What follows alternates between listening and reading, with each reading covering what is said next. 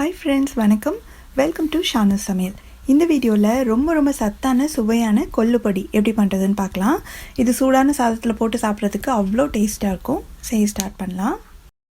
நல்ல ஒரு அடிகனமான பேனை எடுத்து சூடு பண்ணதுக்கப்புறம் இதில் ஒரு அரை கப் அளவுக்கு கொள்ளு சேர்த்துக்கலாம். இந்த கொள்ளு நல்லா சுத்தம் பண்ணி கல் எதுவும் இல்லாமல் பார்த்து சேர்த்துக்கோங்க. இது ஒரு 2-3 நிமிஷம் நல்லா அந்த சூடில் வறுபடணும். எண்ணெய் எதுவும் சேர்க்க தேவையில்லை, சும்மா அந்த கொள்ளு அப்படியே நம்ம வறுத்தா போதும்.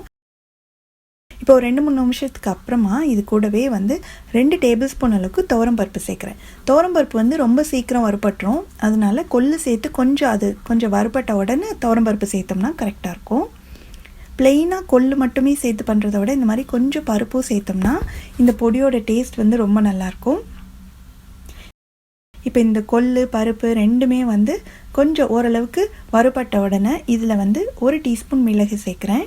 இது கூடவே 4 காஞ்ச மிளகாய். இந்த மிளகு காஞ்ச மிளகாலாம் உங்களுடைய காரத்துக்கு தகுந்த மாதிரி நீங்கள் அதிகமாகவோ கம்மியாகவோ சேர்த்துக்கலாம். இப்போ இந்த மிளகு காஞ்ச மிளகாவோட சேர்த்து அந்த பருப்பும் நல்லா வறுபட்டு நல்ல ஒரு கோல்டன் கலர் வரணும். கொள்ளுமே நல்லா வறுபடணும், நல்ல ஒரு வாசனை வர ஆரம்பிக்கணும். கருகிராமல் மட்டும் பார்த்துக்கணும். இப்போ இந்த ஸ்டேஜில் நான் ஒரு 2 பல் பூண்டை நீளமாக ஸ்லைஸ் பண்ணியிருக்கேன், அதையும் சேர்த்து நல்லா வறுத்துக்கலாம். இப்போ பருப்போட கலர் எல்லாமே கரெக்டாக மாறிடுச்சு. இப்போ நான் ஸ்டவ் ஆஃப் பண்ண போகிறேன்.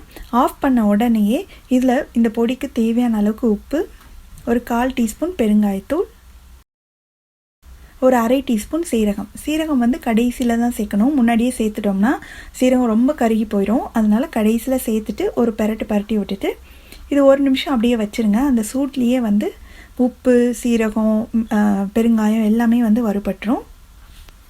இப்போ இதை ஒரு பிளேட்டில் கொட்டி நல்லா ஆற விட்டலாம்.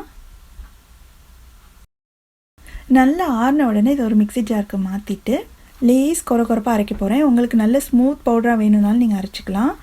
இந்த மாதிரி லேஸ் கொரப்பாக அரைச்சிட்டு இது கொஞ்சம் ஆற விட்டுட்டு ஒரு பாட்டிலில் மாற்றி நம்ம ஸ்டோர் பண்ணி வச்சுக்கலாம். இது சூடான சாதத்தில் போட்டு நல்லெண்ணெயோ நெய்யோ விட்டு சாப்பிட்டோம்னா அவ்வளோ டேஸ்ட்டாக இருக்கும். நீங்களும் இந்த பொடியை கண்டிப்பாக வீட்டில் ட்ரை பண்ணி பார்த்துட்டு எப்படி வந்ததுன்ற கமெண்ட்ஸை மறக்காமல் ஷேர் பண்ணுங்கள். தேங்க்ஸ் ஃபார் வாட்சிங்.